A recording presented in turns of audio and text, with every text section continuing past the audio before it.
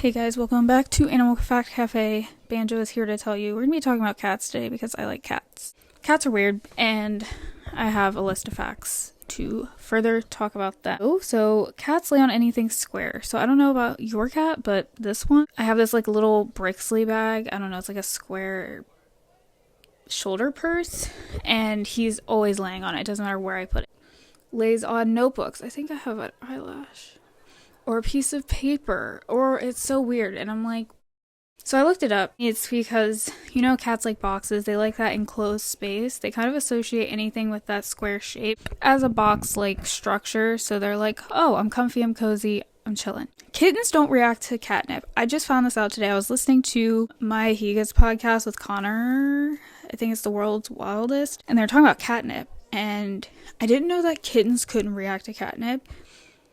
It has something to do with sexual maturity, so if they don't reach that sexual maturity, they can't have a reaction to it. Something with the chemicals, but it just blew my mind, because I've worked at the shelter, I've been around kittens, but I've never really, like, exposed them to catnip, so, like, I didn't know, so that's cool.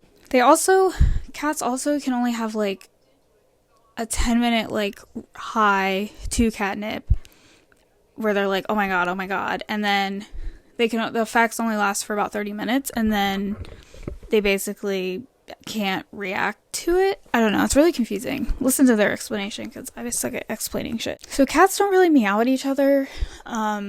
They'll make chirping noises, they'll hiss, they'll do body language, but meowing was actually developed from cats like watching and observing humans, and they created a sound to like get our attention, so they only do it to us. So they trained us, basically.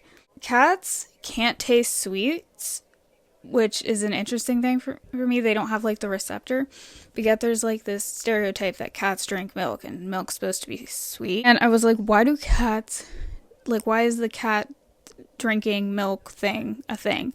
And basically it's because way back in the day when cats were only like barn cats, they would drink the foam that would rise off of how did I explain it? The cream that floats to the top of fresh milk when it kind of like separates, and it creates like this foam, and they would drink that, and they were like, oh yeah, cats like milk, but like it's because they were barn cats and they were hungry. Cats can be right or left pawed, so just like people are right or left-handed. I think that's cool. And you can I saw a thing where you can find out like if you hold up a treat or something, and whatever paw they give you first typically is their dominant foot.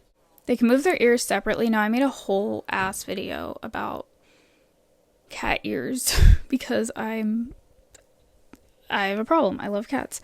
And one of the things basically is they have like 36 muscles in their ears, but they can move each ear independently, which a lot of animals can't do. So, very cool.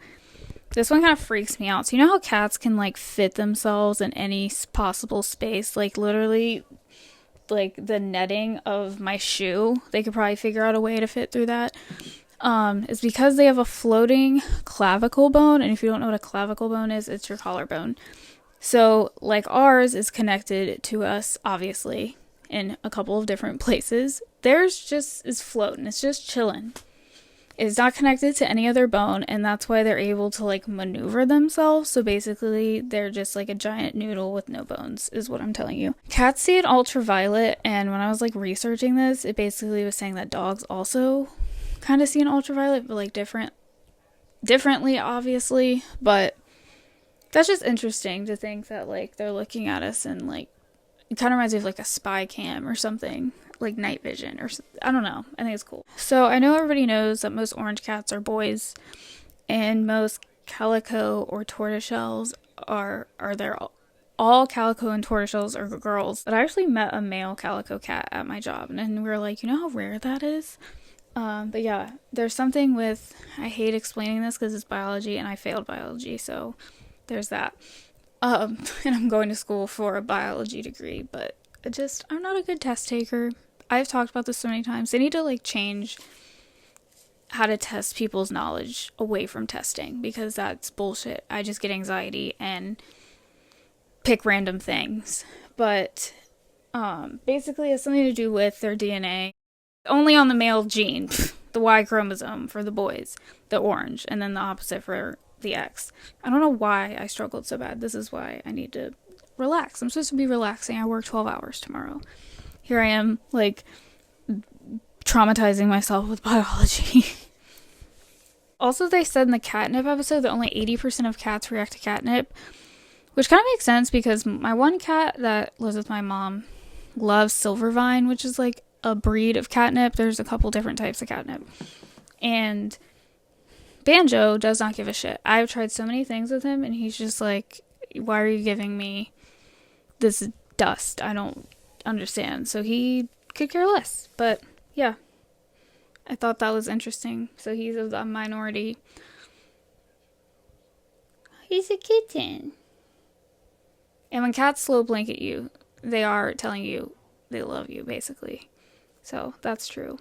But yeah, guys, this might be my podcast corner. I think I'm going to decorate something. I have stuff on the wall. It's just like up further. And I like sitting on the floor.